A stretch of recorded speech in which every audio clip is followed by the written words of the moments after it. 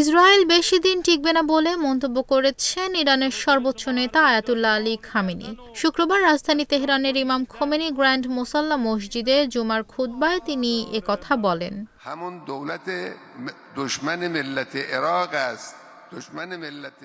বার্তা সংস্থা এএফপি জানিয়েছে, গত ৫ বছরের মধ্যে এই প্রথম জুমার খুতবা দিলেন আয়াতুল্লাহ আলী খামেনি।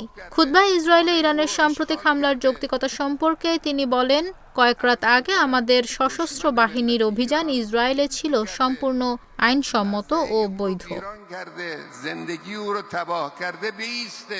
ইসরায়েলের অপরাধের ন্যূনতম শাস্তি এই ক্ষেপণাস্ত্র হামলা বলেও মন্তব্য করেন ইরানের এই সর্বোচ্চ ধর্মীয় নেতা। ফিলিস্তিনের স্বাধীনতাকামী সশস্ত্র গোষ্ঠী হামাস গত বছরের ৭ অক্টোবর ইসরায়েলে হামলা চালায়। হামাসের ওই হামলাকেও যৌক্তিক ও আইনসম্মত বলে অভিহিত করেন খামেনি। তিনি বলেন, হিজবুল্লাহ ও হামাসের গুরুতর ক্ষতি ইসরায়েল করতে পারবে না।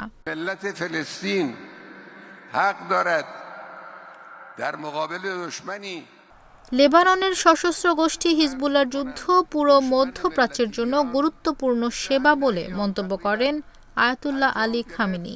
তিনি বলেন, হিজবুল্লাহ কিংবা হামাসের নেতাদের ইসরায়েল হত্যা করলেও ইরানের এই মিত্ররা পিছু হটবে না, বরং তারা জয়ী হবে।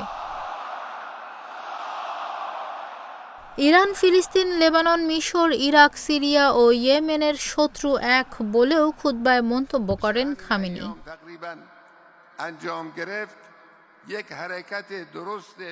সর্বশেষ ২০২০ সালের জানুয়ারি মাসে জুমার নামাজে ইমামতি করেছিলেন আয়াতুল্লাহ আলী খামেনি। ২০২০ সালের ৩ জানুয়ারি ইরাকের বাগদাদে মার্কিন বিমান হামলায় ইরানের রেভলিউশনারি গার্ডসের কমান্ডার কাশেম সোলাইমানি নিহত হওয়ার পর তিনি জুমার নামাজে ইমামতি করেছিলেন।